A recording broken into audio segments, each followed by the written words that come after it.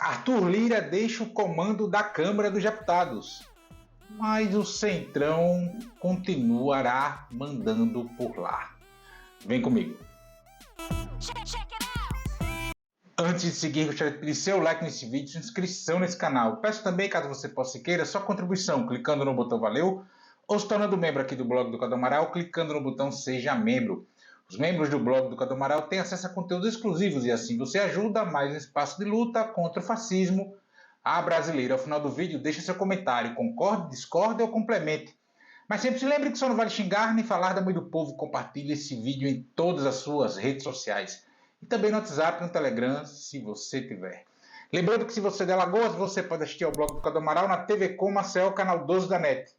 Se você não é de Alagoas, você pode assistir a TV Com no link que está na descrição desse vídeo.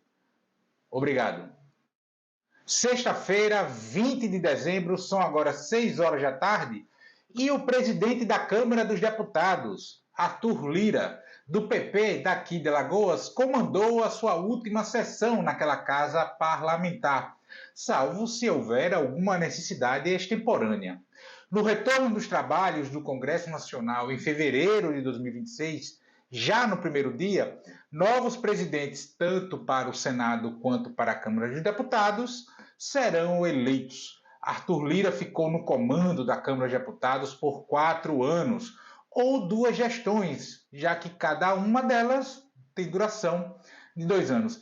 Esse período de Arthur Lira foi marcado por blindagem a Jair Bolsonaro na segunda metade do mandato do capitão do Exército na presidência da República, pela consolidação da hipertrofia de poder do parlamento, iniciada ainda no segundo governo Dilma, com a instituição das emendas impositivas, e acelerada no período Temer-Bolsonaro, e pelo forte jogo de pressão, chantagem mesmo em muitos dos momentos, contra o governo Lula. Arthur Lira foi eleito presidente da Câmara dos Deputados pela segunda vez no primeiro ano do terceiro governo Lula, com 464 votos, de 513 no total. A maior vitória para o comando daquela casa, superando João Paulo Cunha, então pelo PT, em 2003, quando ele teve 434 votos. Lira fez campanha para Bolsonaro em 2022, mas foi o primeiro a reconhecer a vitória de Lula após as eleições daquele ano. E logo ele buscou se aproximar do então novo governo, ajudando na aprovação da PEC da transição, que garantiu a volta do Bolsa Família, do Minha Casa Minha Vida, da política de valorização do salário mínimo, mas também a instituição do arcabouço fiscal, cuja conta chegou agora, obrigando o Planalto a apresentar o pacote de cortes de gastos. Logo após a divisão de espaços nos ministérios, ainda ali no final de 2022, começo de 2023, o PP de Arthur Lira ficou de fora daquela primeira composição. À imprensa, Lira afirmou que os deputados não queriam cargos, mas emendas. Com o tempo, Lula foi atraindo partidos do Centrão que ficaram de fora da primeira fotografia ministerial a fim de amarrar o apoio dessas legendas.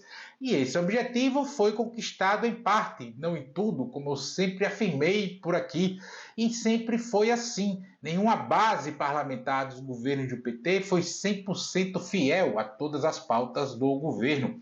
Arthur Lira jamais abriu mão do controle que o parlamento passou a obter sobre recursos do orçamento da União, e por elas criou uma série de dificuldades ao Poder Executivo. Até a cabeça do ministro da Secretaria de Relações Institucionais, Alexandre Padilha, Arthur Lira pediu a Lula.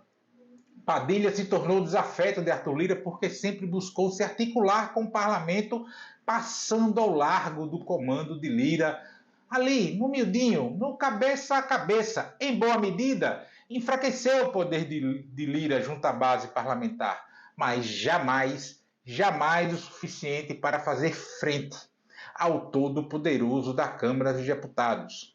Sempre que se sentiu contrariado ou desprestigiado, Arthur Lira botou ao menos parte de suas cartas na mesa, sempre tensionando inclusive com a possibilidade de travar o país.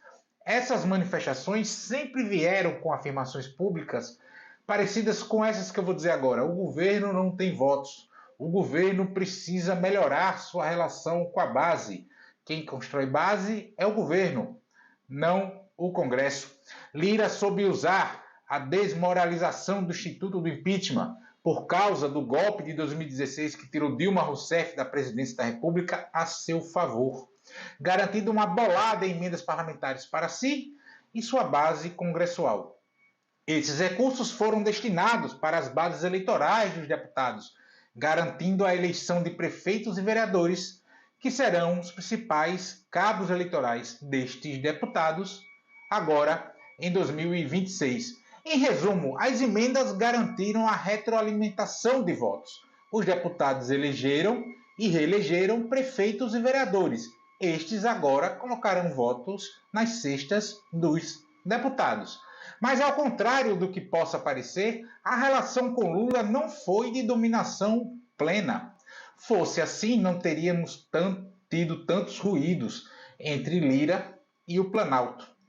O governo Lula chegou a cortar do orçamento da União, inclusive para esse ano de 2024, uma fatia das emendas parlamentares, e depois parte das fatias voltou para a bandeja, para o prato, para o pratinho da festa dos deputados federais e senadores. Mas também não podemos dourar a pílula e negar que o governo cedeu muito às vontades do líder do Centrão. E é aí que está o cerne do problema. A questão não está no CPF de Arthur Lira, mas na prática política e no campo que ele representa. O Centrão seguirá dando as cartas em Brasília e por muito tempo. Haja visto o resultado eleitoral das eleições municipais deste ano de 2024. Por um breve período, Arthur Lira perdeu o controle sobre sua sucessão na Câmara de Deputados. Seu primeiro nome favorito era Elmar Nascimento, do União Brasil da Bahia. Mas Elmar foi preterido após Hugo Mota, do Republicanos da Paraíba, ser lançado candidato a presidente da Câmara de Deputados. Nesse ínterim, a base do Centrão rachou. E mesmo que o novo nome de Lira seguisse como favorito, não teria a mesma força eleitoral interna que Lira teve na sua segunda eleição para presidir a Câmara dos Deputados. Essa situação enfraqueceria Arthur Lira, tanto junto à base parlamentar quanto ao Planalto. Mas quando ninguém estava vendo, estava todo mundo preocupado com as eleições dos Estados Unidos, Hugo Mota se tornou praticamente candidato único para a presidência da Câmara dos Deputados. Lira retomou o controle de sua sucessão. Restava agora garantir as emendas que tanto sustentam as eleições dos deputados federais em Brasília. E isso foi conquistado. O Congresso Nacional alterou a legislação das emendas após exigências do Supremo Tribunal Federal. E aí vamos lá, pelo menos em parte, mas sim o suficiente para que elas voltassem a ser executadas. Pronto. Lira deixa o comando da Câmara de Deputados de bem com a vida junto aos seus pares. Agora, quando retornar ao chão da casa, da fábrica, expressão que já uso por aqui há algum tempo e que Lira usou em sua última sessão plenária à frente da Câmara de Deputados, ele poderá seguir exercendo alguma influência. E é disso que ele precisa para não se tornar mais um entre 513. Afinal, rei morto, rei posto. Hugo Mota não chegará ao comando da Câmara de Deputados metendo os pés nos peitos, mas é evidente que buscará assumir o poder de fato e de direito. Lira terá em seu favor o acesso ao Planalto, mas Mota também vai ali cavar, encontrar a sua porta de acesso ao Poder Executivo. E não, Mota e Lira não vão brigar pelo poder publicamente, ainda mais com os planos de Lira de ir para o Senado a partir de 2027. Até o momento em que eu gravo esse vídeo, Arthur Lira planeja disputar uma vaga no Senado daqui a 2 anos.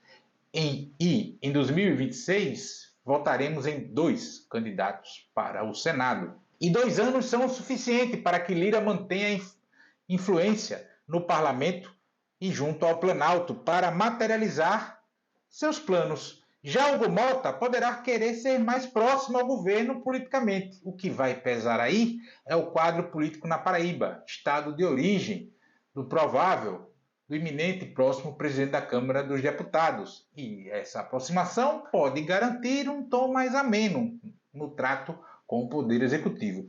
Em Alagoas, Lira disputa a atenção de Lula com Renan Calheiros, cuja aliança branca, mesmo forçada de baixo para cima para 2026, é uma possibilidade real. São os prefeitos eleitos que querem votar nos dois para o Senado. Logo, tal aliança nem precisa que Renan e Lira se sentem à mesa. Nenhum deles imporá veto ao segundo voto para o Senado de seus prefeitos. Nenhum vai fazer isso. Não quero que você vote no outro, então rompa comigo. Não vai fazer. Então, Arthur Lira deixa o comando da Câmara dos Deputados, mas a Câmara dos Deputados não deixará o modo Arthur Lira de fazer as coisas. Com Hugo Mota, como eu já pontuei, o tom das conversas poderá até ser mais ameno, mas o conteúdo delas, não. Deputados como Arthur Lira, na Câmara dos Deputados, a gente tem lá para mais de 200 parlamentares. E esse é o problema. Arthur Lira é o sintoma, não a causa, não necessariamente a doença. Agora, o sintoma da doença política chamada Centrão vai mudar de nome. Se chamará Hugo. Sinceramente, espero estar errado.